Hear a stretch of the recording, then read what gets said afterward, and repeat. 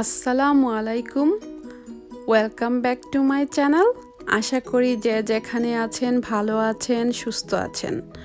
দেখতে দেখতেই পবিত্র রমজান মাস চলে এসেছে। রমজান মাস হচ্ছে আল্লাহর রহমতের একটি মাস, যা অন্যান্য সব মাস থেকে উত্তম।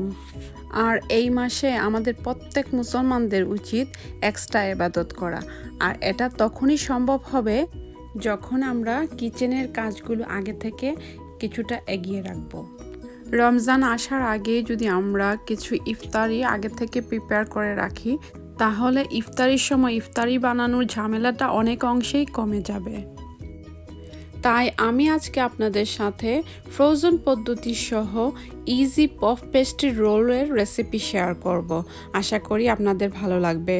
প্রথমে আমি কিমাটা রেডি করে নেব। এখানে আমি 1 কেজি মাটন কিমা নিয়েছি, 2টা মিডিয়াম সাইজ পেঁয়াজ আর 4 কোয়া রসুন কেটে নিয়েছি। চুলায় একটা প্যান বসিয়ে এতে 2 টেবিলস্পুন তেল গরম করে নিয়ে গরম মশলা আর রসুনগুলো দিয়ে দেব। রসুনটা ভাজা হয়ে গেলে পেঁয়াজগুলো দিয়ে দেব। একটু নেড়ে চেড়ে আন্দাজ মতো লবণ দিয়ে ঢেকে রান্না করব 5 মিনিট। 5 মিনিট পর ঢাকনা খুলে আবারও একটু নেড়ে চেড়ে 1 ব্লক আদা দিয়ে দেব। এটা ফ্রোজেন আদা। আপনারা এখানে ফ্রেশ আদা বাটা 1 টেবিলস্পুনের মতো ইউজ করতে পারবেন। এবার 1/2 teaspoon turmeric powder, 1/2 teaspoon curry powder, 1/2 teaspoon chilli powder, 1/2 teaspoon cumin powder দিয়ে একটু ভালো করে নেড়ে নেব। আরও দিয়ে দেব 1/4 spoon black pepper powder and 1/4 spoon garam masala powder. এখন অল্প একটু পানি দিয়ে মশলাটাকে ভুনা করে নেব। ঢাকনা দিয়ে 4-5 মিনিট মিডিয়াম আঁচে রান্না করে নেব। এবার পানি ঝরিয়ে রাখা কিমাগুলো দিয়ে দেব। ভালোভাবে নেড়েচেড়ে দিয়ে ঢেকে রান্না করব 10 থেকে 12 মিনিট মিডিয়াম আঁচে।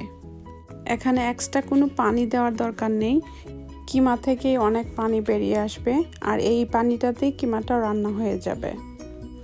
আবারও ঢেকে দিয়ে রান্না করব 8 থেকে 10 মিনিট। এর মধ্যেই কিমাটা রেডি হয়ে যাবে। দেখতে পাচ্ছেন পানিটা শুকিয়ে তেলটা সেপারেট হয়ে এসেছে, এর মানে কিমাটা রেডি হয়ে গেছে। আমি এখন একটা স্টেইনারে কিমাটা ঢেলে নেব অতিরিক্ত তেলটা ড্রেইন হওয়ার জন্য। গরম মশলাগুলো তুলে ফেলে দেব। সম্পূর্ণভাবে ঠান্ডা হয়ে গেলে একটা এয়ারটাইট কন্টেনারে ভরে ডিপ ফ্রিজে সংরক্ষণ করতে পারেন। এই কিমাটা দিয়ে পরে আপনি লাজানিয়া, শাপেট পাই অথবা পাস্তা বেক বানাতে পারবেন খুবই ইজিলি।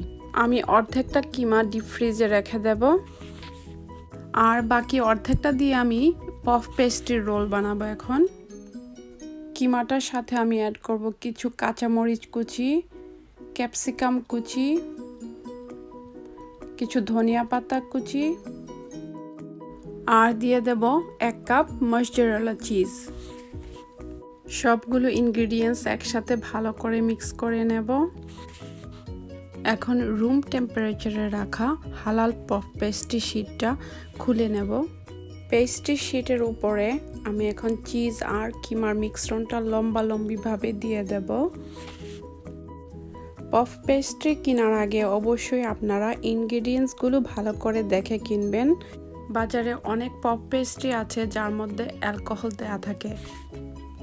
এই পেস্ট্রিটা দিয়ে আমি এখন একটা রোলের মতো বানিয়ে নেব। দেখতে পাচ্ছেন আমি কিভাবে করছি। আস্তে আস্তে করে বেলে আমি একটা রোলের মতো বানিয়ে নিয়েছি। সাইডগুলোকে হাত দিয়ে চেপে চেপে লাগিয়ে দেব। পফ পেস্ট্রির সাথে যে গ্রিসিং পেপারটা ছিল সেটা দিয়েই মুড়িয়ে আমি এই পেস্ট্রিটা রেখে দেব ডিপ ফ্রিজে ওভারনাইটের জন্য। এখন আমি আরেকটা ডিজাইনে পফ পেস্ট্রি রোল বানানো দেখিয়ে দেব। আমি এখানে ব্লক পফ পেস্ট্রিটা ইউজ করছি। পেস্ট্রিটাকে আমি পরোটার মতো একটু বেলে নেব। মাঝখানটা বাদ দিয়ে 2 সাইড আমি একটু চিকন চিকন করে কেটে নেব। দেখতে পাচ্ছেন আমি কিভাবে করছি। এখন মাঝখানে কিমা আর চিজের মিশ্রণটা দিয়ে দেব। প্রতি সাইড থেকে একটা একটা পার্ট এনে কিমাটাকে আমি ঢেকে দেব। আমরা যেভাবে চুলের বেনি বাঁধি ঠিক সেইভাবে। আপনারা নিশ্চয়ই দেখেই বুঝে গেছেন আমি কিভাবে করছি। আমি এখানে আরও কয়েকটা ডিজাইনে করে রেখেছি, বাট সময়ের স্বল্পতার কারণে সবগুলো দেখানো সম্ভব হলো না। প্রথমে আমি যে রোলটা বানিয়েছিলাম সেটা ডিপ ফ্রিজ থেকে বের করে রুম টেম্পারেচারে এনে এইভাবে সমান করে কেটে নেব।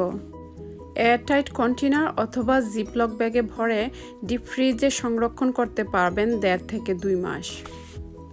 সবার দেখার সুবিধার্থে আমি কিছু পফ পেস্ট্রি বেক করে দেখাবো। ওভেন ট্রেতে কিছু বাটার ব্রাশ করে নিয়ে রুম টেম্পারেচারে রাখা পফ পেস্ট্রি রোলগুলো দিয়ে উপরে ফেটিয়ে রাখা ডিম ব্রাশ করে নেব। এখন ওভেনে দিয়ে দেব 200 ডিগ্রি সেলসিয়াসে 15 মিনিটের জন্য। রেডি হয়ে গেছে। এখন গরম গরম পরিবেশন করতে পারেন আপনার ফেভারিট কোনো সসের সাথে। আমার রেসিপিগুলো ভালো লাগলে লাইক, শেয়ার, কমেন্ট আর সাবস্ক্রাইব করতে ভুলবেন না। Thanks for watching. আল্লাহ হাফেজ।